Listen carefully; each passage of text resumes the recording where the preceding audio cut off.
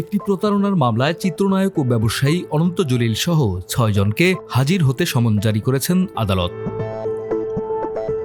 সোমবার ঢাকার additional chief metropolitan magistrate Mohammad Sanaullah এই আদেশ দেন। এদিন আদালত পুলিশ ব্যুরো অব ইনভেস্টিগেশন পিবিআইয়ের দেওয়া প্রতিবেদন গ্রহণ করে এই আদেশ দেন। মামলার বাদীপক্ষের আইনজীবী ব্যারিস্টার সজীব মাহমুদ এ তথ্য জানান। ইডেন বে কক্সবাজার সমুদ্র সৈকতের উপর নিজেদের একটি ঠিকানা। মাত্র ৫ লাখ টাকায় আপনিও হয়ে যেতে পারেন এই হোটেলের মালিক।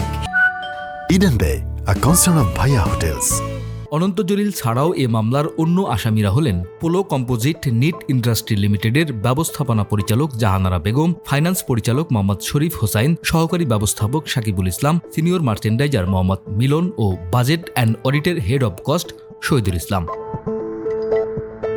গত বছরের সাভারের বিরুলিয়ার শাফিল নওয়াজ চৌধুরী নামের এক ব্যবসায়ী মেসার্স স্টিচ ও কালার টেকনোলজির স্বত্বাধিকারীর পক্ষে বাদী হয়ে এ মামলা করেন। সেদিন আদালত বাদীর জবানবন্দি গ্রহণ করে অভিযোগের বিষয়ে পিবিআইকে তদন্ত করে প্রতিবেদন দাখিলের নির্দেশ দেন। পরে তদন্ত শেষে গত ২৩ নভেম্বর মামলার তদন্ত কর্মকর্তা পিবিআইয়ের পরিদর্শক তাপস চন্দ্র পণ্ডিত দণ্ডবিধির ৪০৬-৪২০ ধারায় অভিযোগের সত্যতা পাওয়া গেছে মর্মে প্রতিবেদন দাখিল করেন।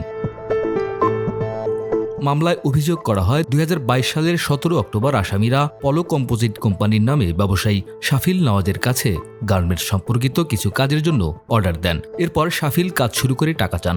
অভিযুক্তরা কাজ চালিয়ে যেতে বলেন এবং এলসির মাধ্যমে টাকা দেবেন বলে জানান। পরবর্তী সময়ে তারা আরও বেশ কিছু কাজের অর্ডার দেন। একই বছরের মার্চ পর্যন্ত বাদী সবগুলো কাজ আসামিদের বুঝিয়ে দেন। গত বছরের ১৫ মার্চ টাকা পরিশোধের জন্য মার্কেন্টাইল ব্যাংকে অভিযুক্তরা শাফিলের নামে একটি এলসি করেন। শাফিল টাকার জন্য ব্যাংকে যোগাযোগ করলে এলসির কাগজপত্রে ত্রুটির জন্য টাকা ওঠাতে ব্যর্থ হন। শাফিল চুক্তি অনুযায়ী প্রায় $২৯,২০০ কাজ সম্পন্ন করলেও অনন্ত জলিলের মালিকানাধীন কোম্পানিটি এখন পর্যন্ত ১ টাকাও পরিশোধ করেনি। ডেস্ক রিপোর্ট, আমাদের সময়।